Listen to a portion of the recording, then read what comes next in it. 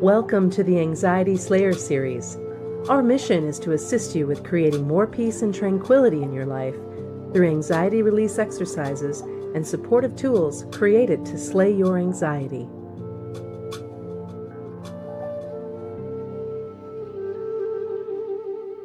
Today's Anxiety Slayer podcast is brought to you by the Anxiety Slayer Academy. We've been offering a free podcast for over 7 years now to help anyone suffering with anxiety find relief. Now we want to help you go deeper by providing step-by-step support on how to get the best experience you can from our favorite tools and techniques for overcoming anxiety. Learn more at anxietyslayer.com/support. Welcome back to Anxiety Slayer. I'm Shann Vanderleek here with my wonderful friend and business partner, Ananga Sivir. And we come together weekly on Skype to share Anxiety Slayer sessions with you. We like to answer listener questions from our inbox and Facebook page, and we often mix up a potent blend of coaching, Ayurveda, storytelling, guided relaxations, EFT tapping, and so much more. And today, we wanted to record just a short podcast about how you can support yourself during the holidays, and we're titling it 5 Tips for Slaying Your Anxiety Over the Holidays that we know that you'll find supportive and helpful. Welcome back, Ananga. Hi, Shann.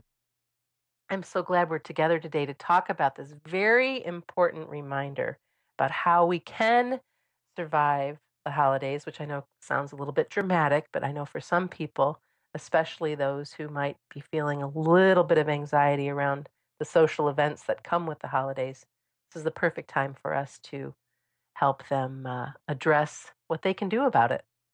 Yeah, I think that one thing that really can affect anxiety sufferers at this time of year is there's a lot of expectation, social expectation that we can find uncomfortable. So when you feel that expectation, how do you deflect it? How do you work through it?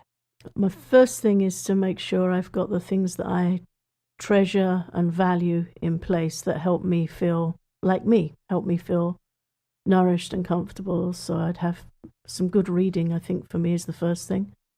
For whoever I'm visiting and wherever I am, the opportunity to sneak off with a book for 10 minutes or to shift into a different space. I remember over the last Christmas holidays visiting my family, I took myself off into a bedroom and just sat and meditated for 10 minutes, and it just really gave me some calm and space. I think just keeping in touch with the things that keep me feeling calm and settled within myself. I think that's really a great idea. And to know that it's okay, that is something that if you need that, take that time. It's not that much time at all to excuse yourself and be gone for just a few minutes. Yeah, I think it's really important to just keep the little practices in place that help you feel calm and centered, and if you're feeling stressed, it's okay to pop even to a bathroom for 5 minutes and do some tapping, do some deep breathing, just keep in touch with the things that really help. One of the things that help me a great deal, especially if I'm traveling for a holiday event or I'm going to be, gone for an entire day and evening, is the amount of time I give myself to prepare before I even leave the house. Making sure that I've carved out enough time, if there's gift giving involved or if there's a particular holiday outfit that I want to wear or whatever it is that I need, that I don't force myself to handle it all in a short period of time, but I allow for time to get everything done so that when it's time to leave, when it's time to begin the journey, I can exhale instead of feeling completely upside down because of all of the rush and the flying around to make sure that everything is just so. Yeah, rushing is really a great way to increase anxiety, increase stress, and I also avoid that at all costs. I'd rather do some prepping the night before or just acknowledge that that's how that day is going to be and just get things steadily in place and just plod through it as the day goes on, like yourself, start getting some things together and just allowing time. I think another thing that we need to be mindful of over the holidays is how we nourish ourselves. There are so many sweets and foods that are much richer than we probably normally have. There's also a lot of alcohol for people who have families that drink alcohol. And so I invite everyone to be more mindful about every bite and every drink. And if you're going to indulge, of course, enjoy what you're eating, but be mindful of how much.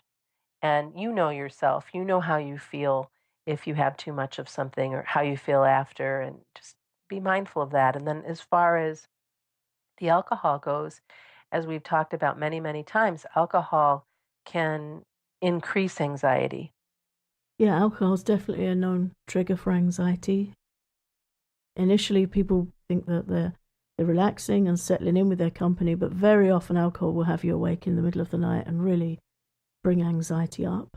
It's not something I've had a relationship with for many years now. It didn't serve me at all well, so I don't touch alcohol.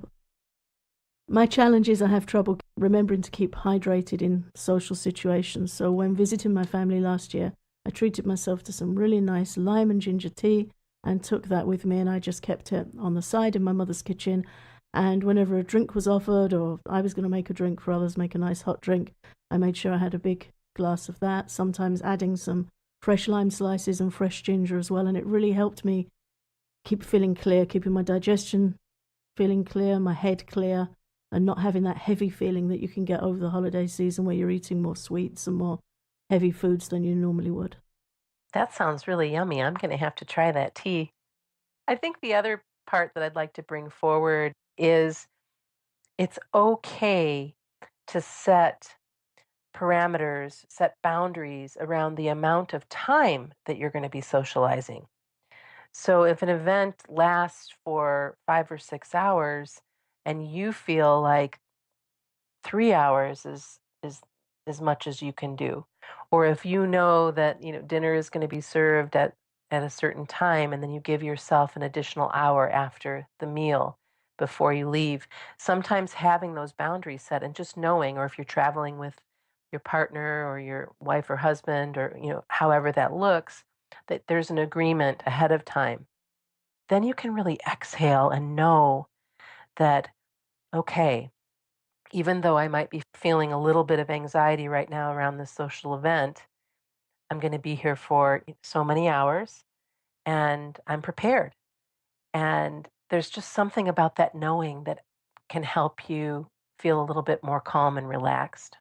Yeah, really good advice, and similar advice to the discussion we had about coping with anxious children, helping anxious children coping with school, was that thing of you have a set time frame in the middle, a time commitment, and then putting something sweet at the other end of that. So even if it is that you're going to be somewhere for 2 or 3 hours, and then you're going to go home, make a cup of tea, put your pajamas on, put your feet up with a book, or watch something sweet.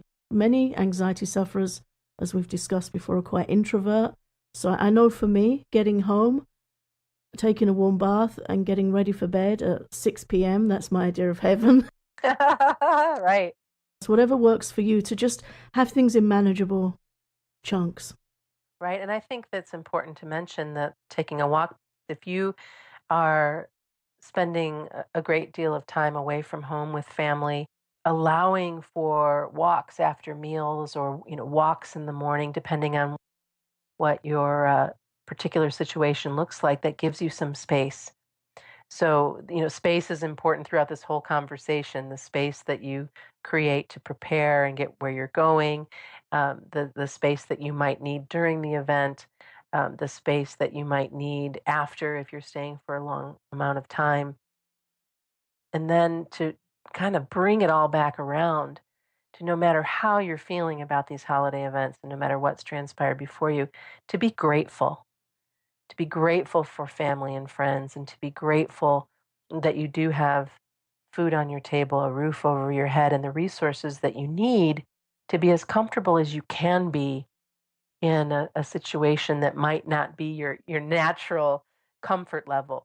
But by doing all of these things that we've mentioned today, you sure are setting yourself up for a much better experience. And to tie it all up with gratitude feels like the right place to bring in that fifth tip for slaying your anxiety over the holidays.